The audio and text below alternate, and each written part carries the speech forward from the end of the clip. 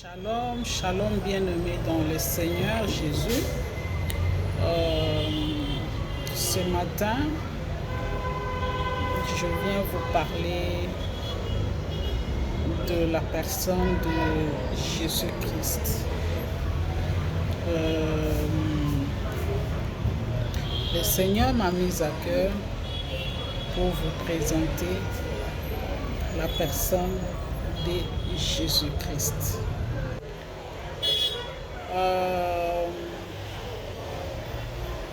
Je peux vous dire d'emblée que Jésus-Christ, selon l'Esprit, il n'a pas de limite. Il est capable de tout. Jésus-Christ est le véritable Dieu. Nous allons lire dans Jean 8,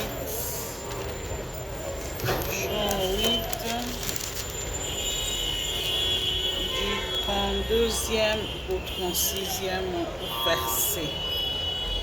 Nous lisons au nom du Seigneur Jésus. Vous connaîtrez la vérité et la vérité vous affranchira. Ils lui répondirent: nous sommes la postérité d'Abraham et nous ne furent jamais esclaves de personne. Comment dis-tu, vous deviendrez libres? En vérité, je vous le dis, leur répliqua Jésus, quiconque se livre au péché est esclave du péché. Or, l'esclave ne demeure pas toujours dans la maison, le Fils y demeure toujours. Si donc le Fils vous affranchit, vous serez réellement libre. Et donc,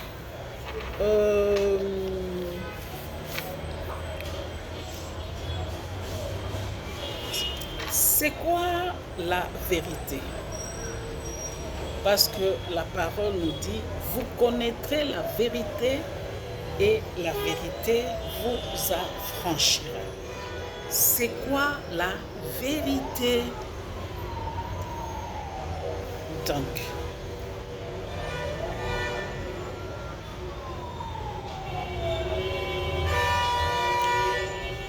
selon les Écritures, la vérité, par définition,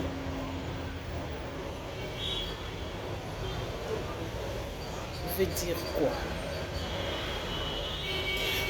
Qui est Jésus-Christ de Nazareth? La vérité est le nom. Une identité de Jésus-Christ. Il ne suffit pas de recevoir Jésus-Christ, mais il faut le connaître. Ça, c'est très important. Je pense que la plupart qui sont avec moi maintenant connaissent la personne de Jésus-Christ. Or, nous sommes censés chercher à comprendre et à connaître qui est Jésus-Christ. Quelqu'un peut prétendre me connaître ou te connaître. Ce n'est qu'une prétention. Mais qu'est-ce que ça veut dire connaître une personne? C'est quoi connaître une personne?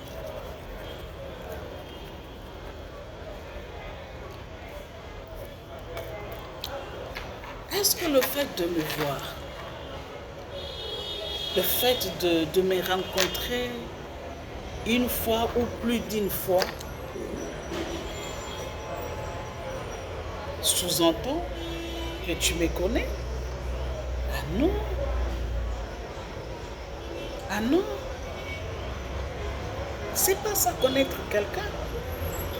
Donc dans votre vie, quelqu'un vous rencontre ou le fait seulement que vous habitiez sur la même avenue et chaque fois vous sortez le matin pour aller au travail par exemple, chacun sort de sa maison, entre dans son véhicule, vous voyez bonjour, bonjour, parce que vous êtes voisins, et l'un prétend dire qu'il vous connaît. Ah non, le fait de voir quelqu'un plus d'une fois ne veut pas dire que vous connaissez la personne. Ça c'est non. Ça c'est non. Parce que tu ne connais pas comment je me lave. Tu ne connais pas comment je me vêtis. Tu ne connais pas comment je dors.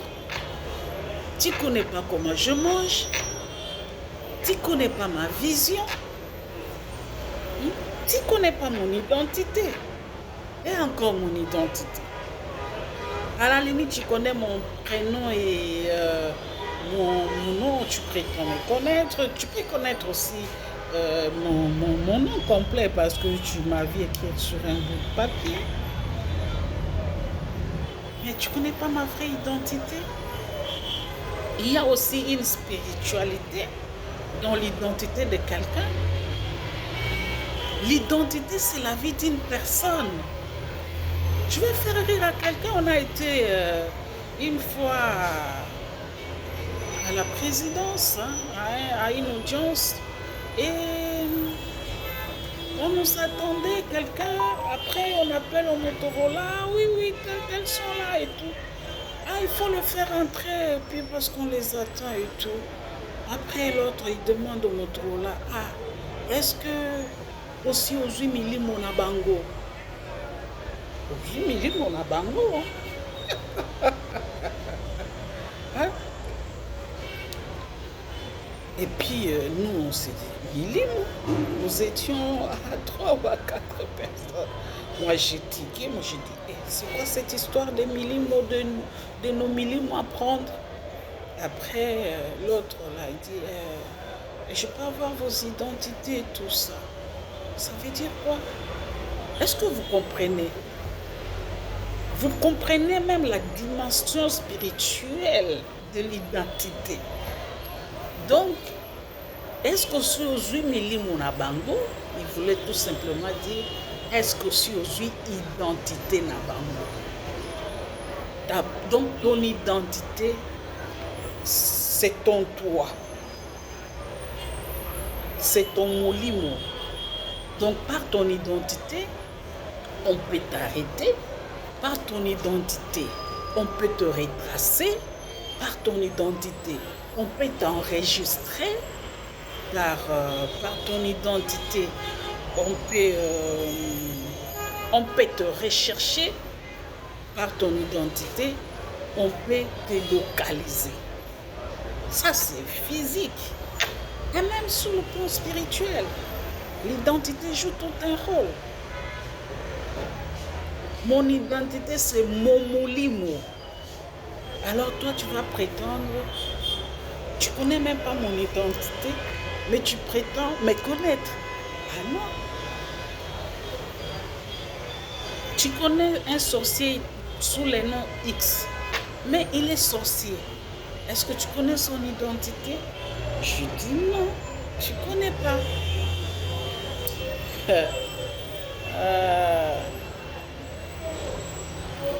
Ça, c'est de 1. De 2, tu ne sais pas comment j'agis, comment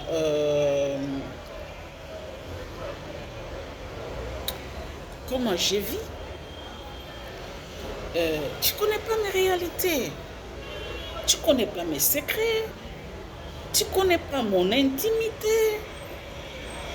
Bref, le fait de me voir une fois ou plus d'une fois ne veut pas dire que tu me connais. Et c'est ça même l'erreur que nous commettons avec la personne de notre Seigneur Jésus-Christ. Nous pensons que le fait d'aller à l'église, nous connaissons la personne de Jésus-Christ. Or, c'est faux. Le fait d'aller à l'église ne fait pas de nous en réalité que nous connaissons Jésus. Non. Les méchants vont aussi à l'église. Les sorciers vont à les églises. Les enfants de Dieu vont dans les églises. Mais même parmi les enfants de Dieu, il y en a qui vont à l'église sans connaître qui est Jésus-Christ, qui est la personne de Jésus-Christ. On peut même être choriste à l'église, mais sans savoir qui est Jésus-Christ. Satan va à l'église parce que papa a demandé qu'on aille à l'église. Il y en a qui vont à l'église, bon, parce qu'il faut aller à l'église. L'autre, il va parce que il aime la chorale là, il a été invité, donc il aime la chorale. L'autre part parce qu'il aime ces pasteurs-là, il prêche bien. L'autre vous dit, mais parce que le pasteur parle bien français. L'autre, le pasteur est gentil, s'habille bien. L'autre, bon, c'est la coutume. C'est une habitude, le dimanche, il faut aller à l'église, adorer. Mais il ne connaît pas Jésus-Christ. Je ne dis pas non plus que tout, il y a aussi. Il y a même des pasteurs qui ne connaissent pas Jésus-Christ. Hein? Et encore, il y a un peu un fautour dans ces systèmes-là. Donc, je ne rentre pas dans ça. Je veux seulement dire que nous devons connaître la personne de Jésus-Christ.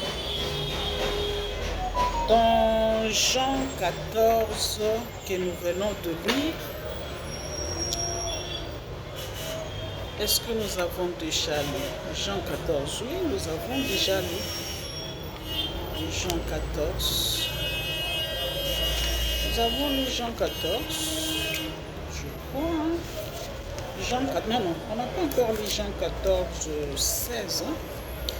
Nous allons lire dans Jean 14, 16. Jean 14, 6 plutôt, excusez-moi. Oui. Jésus lui dit, je suis le chemin, la vérité et la vie. Nul ne vient au Père que par moi. Je reprends. Jésus lui dit, je suis le chemin, la vérité et la vie. Nul ne vient au Père que par moi. Ici, nous sommes dans la première vérité de cette personne de Jésus-Christ que je vous présente ce matin. Jésus-Christ comme chemin, vérité et vie. Le chemin, la vérité et la vie.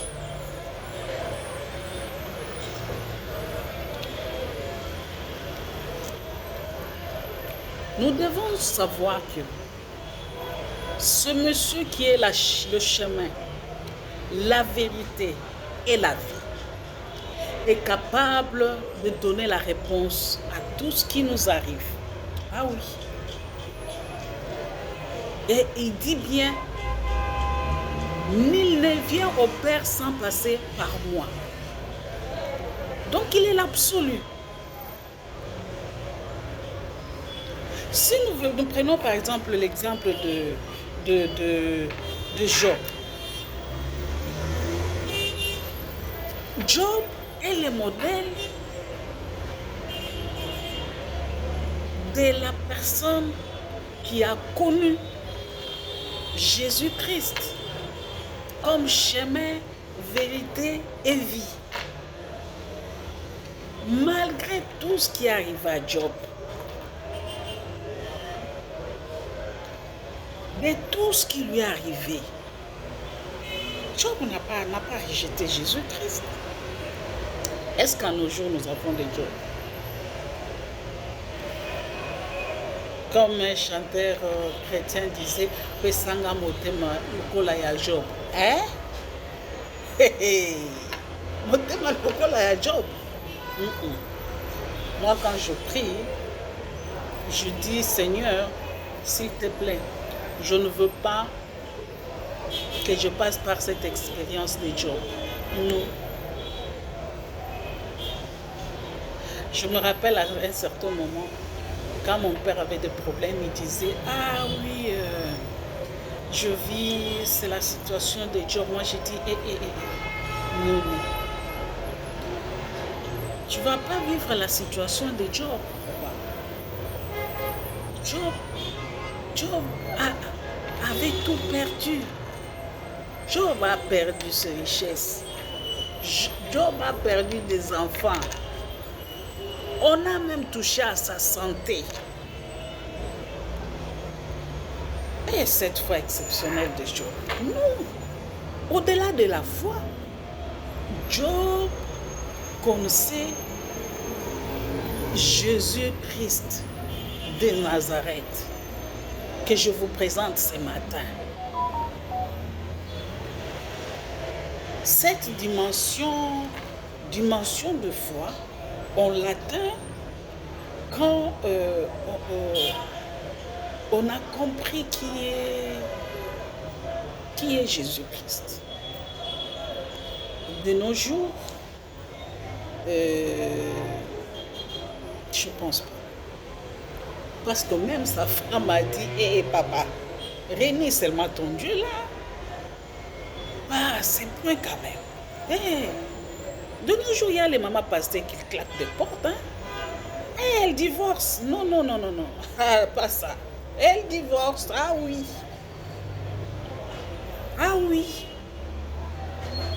Mais Job est resté attaché à son Dieu parce qu'il connaissait la valeur de Dieu dans sa vie. Il connaissait ses véritables dieux, son absolu. Il connaissait ce Dieu capable de faire. Il connaissait la véracité de ce Dieu. Vérité, chemin et vie. Et c'est pour ça, Job était confiant.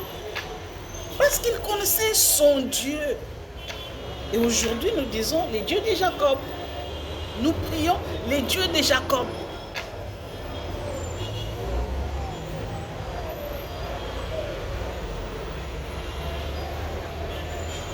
Est-ce que à ce jour, avons-nous atteint la dimension de cette connaissance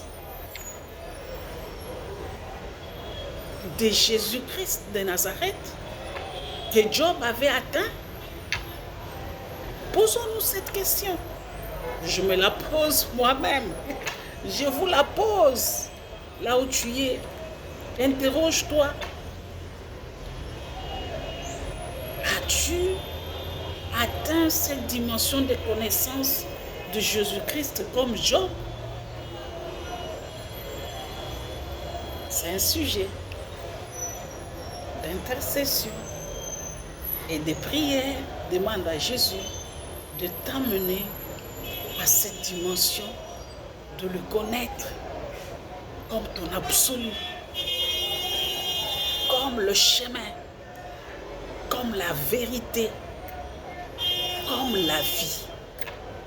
Nous aurons à développer d'autres vérités, mais aujourd'hui, nous allons parler de cette première vérité de Jésus-Christ, qui est le chemin, la vérité et la vie. Voilà comment Job a enduré tout ce qui lui était arrivé parce qu'il avait la maîtrise, la connaissance de cette personne de Jésus-Christ.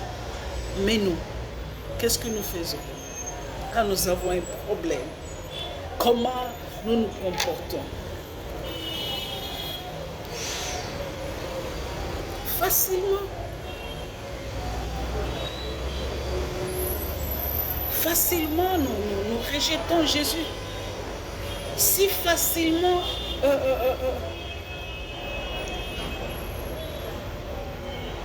nous prenons Dieu, ou nous voulons avoir un Dieu, ou nous voulons utiliser Dieu comme notre quado. Nous voulons un Dieu magicien qui, quand tu lui demandes, à midi tu ouvres les yeux, donc tu as ta solution. Nous voulons de ce Dieu bindo. Tu verses $10 le matin et le soir tu récoltes 100 000 $. Et c'est ce que nous voulons de ce Dieu. Un Dieu de quado où quand ta voiture roule, tu ne penses même pas sans dire bonjour au quado. Hein. Tu passes, tu ne connais pas, tu te fiches, donc tu es pressé, tu vas dans tes histoires. Mais quand tu as crevaison, c'est là où tu te rappelles qu'il y a un quado ici. Donc tu mènes ta vie de débauche, tu mènes ta vie comme tu veux l'entendre. Et quand tu as les problèmes, tu te rappelles, ah oui, il y a un Jésus-Christ qui existe, il y a un Dieu, ah oui, laissez-moi un peu aller voir.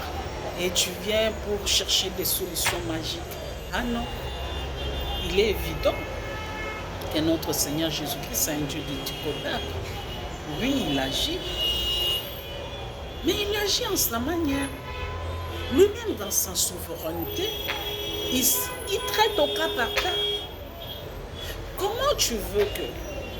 Parce que Anatole est allé à Dieu.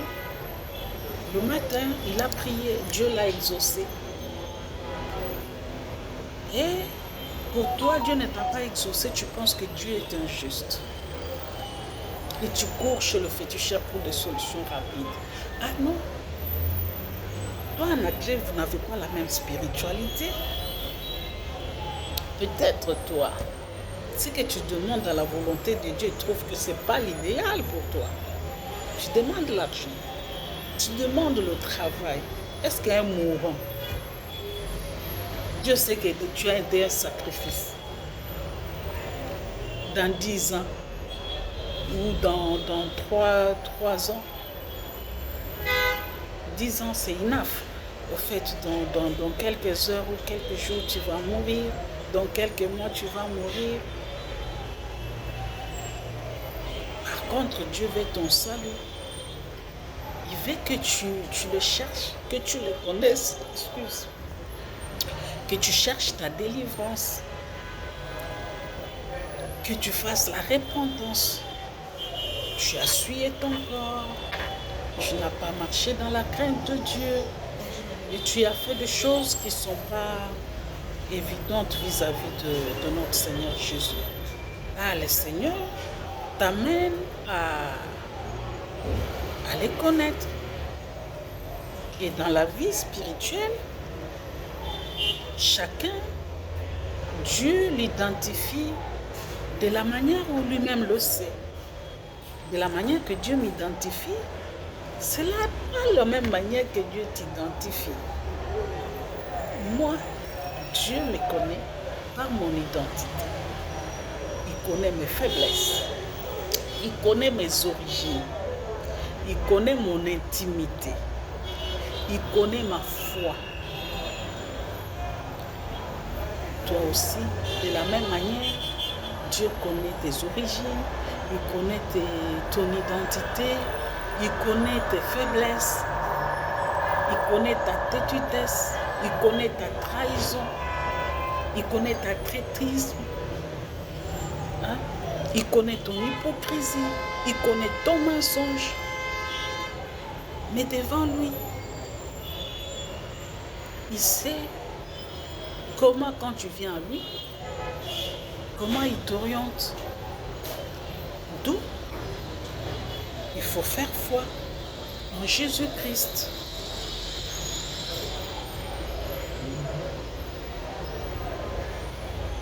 Et alors, je veux dire que nous devons connaître ces vrais dieux. Les Christ que je vous parle ce matin, ce n'est pas les Christ que nous prions de la traversée du 25 décembre, du 24 au 25 décembre. Non, ce n'est pas ces Christ-là que je vous présente. Ce n'est pas ces Jésus-Christ-là. Le véritable bébé que nous fêtons le 25. Non, ce n'est pas ces Christ-là que je vous présente. Je vous présente dans la première vérité, le véritable Dieu. Le Seigneur Jésus-Christ qui a créé le ciel et la terre. Je vais finir par vous lire ce que l'apôtre Paul dit dans les livres des Corinthiens. My God. Corinthiens. Oui. Dans l'apôtre Paul dit dans 2 Corinthiens 5 à 16. 2 Corinthiens 5 à 16, nous allons lire dans le nom du Seigneur. Oui. Ainsi, de maintenant, nous ne connaissons personne selon la chair, et si nous avons connu Christ selon la chair, maintenant, nous ne les connaissons plus de cette manière. Ainsi, de maintenant, nous ne connaissons personne selon la chair. Et si nous avons connu Christ selon la chair, maintenant, nous ne les connaissons plus de cette manière. Voilà. Je viendrai avec la deuxième vérité de la personne de Jésus-Christ. Et donc, ce matin, je pensais à vous présenter Christ selon l'esprit. Il n'a pas de limites. Je vous présente ce Christ qui est capable de faire, il est capable de tout. Je vous présente ce Christ qui est le véritable Dieu. Et dans cette première vérité, je vous présente ce Christ comme le chemin, la vérité et la vie. Et j'exhorte, je nous exhorte à savoir que notre Jésus-Christ, notre modèle de Jésus-Christ, il est vivant, il est réel, il est notre absolu. Et ne considérons pas ou n'utilisons pas cette personne de Jésus comme un cadeau. Et n'ayons pas cette facilité, en cas de problème, de nous tourner directement vers le féticheur, de nous tourner vers les hommes, de nous tourner vers les marabouts, croyant que Jésus est un bindo, Jésus est un féticheur, Jésus est un marabout. Non, il ne l'est pas. Il est plus que les marabouts. Jésus-Christ est plus que le féticheur. Jésus-Christ est plus que les bindo. Mais sois disponible de connaître cette personne de Jésus-Christ, la vérité, pour vivre son expérience. Il ne déçoit pas. Christ ne déçoit pas. Nul n'est venu à lui et rentré tel qu'il était venu. Et donc, ma soeur, comment considères-tu Jésus-Christ? Connais-tu Jésus? C'est de quel Jésus toi tu parles? Qui est ton Jésus? Le Jésus qui, quand, en cas de problème, tu perds ton emploi, tu cours chez le marabout? Le Jésus-Christ parce que tu es fatigué du chômage? Tu vas, on ne t'embauche pas? Jamais on t'appelle partout, tu laisses tes CV? Tu cours chez le marabout? Ou tu vas faire ce que les autres font? Où les hommes vont entre les hommes? Les femmes vont entre les femmes? Tu vas entrer dans ce lobbying-là? Ah non! Ah non!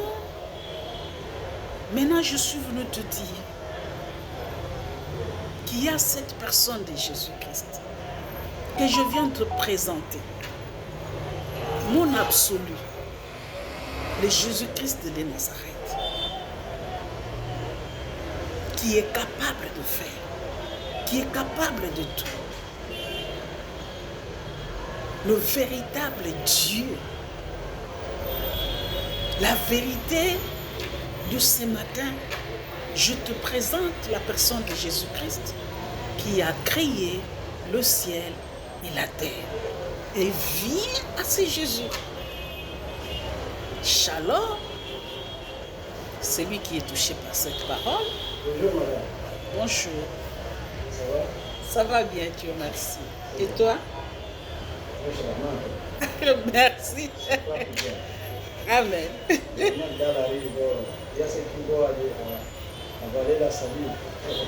Dieu te bénisse. Ici, je suis en train de parler de la personne de Jésus. Je présente la personne de Jésus. Moi aussi, je l'aime. Ah, Moi, j'étais déjà mort.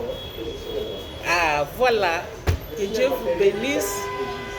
Voilà le matériel didactique de Jésus. Amen. Voilà que mon papa en face, il me dit qu'il est un matériel didactique de Jésus. Il est un exemple vivant de Jésus. C'est vraiment un bon partage. Amen. Amen. Que Dieu vous bénisse. Je suis vraiment heureuse du moment où je partage avec vous en face de moi. Il y a un bon témoignage de papa qui me dit il est le miracle de Jésus-Christ. Il s'appelle le matériel didactique de Jésus-Christ. Est-ce que tu entends ça? Est-ce que tu as suivi ça? Ma soeur, mon frère, fais confiance à notre Seigneur Jésus-Christ que je viens de te présenter maintenant. Que je viens de te présenter ce matin, qui est le chemin, la vérité et la vie. C'est Jésus-Christ qui est capable, qui n'est pas un marabout, parce qu'il est plus que les marabouts, qui n'est pas un quado, ou que tu vas que chez lui, quand tu as des problèmes, parce qu'on ne va que chez les quados quand on a l'épinée trouée, n'est-ce pas? Oui. Que Dieu vous bénisse.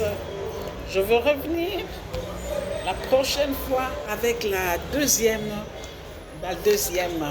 vérité de notre Seigneur Jésus-Christ. Je vous aime beaucoup dans le nom de notre Seigneur Jésus. Et que Dieu vous bénisse. Alléluia. Shalom.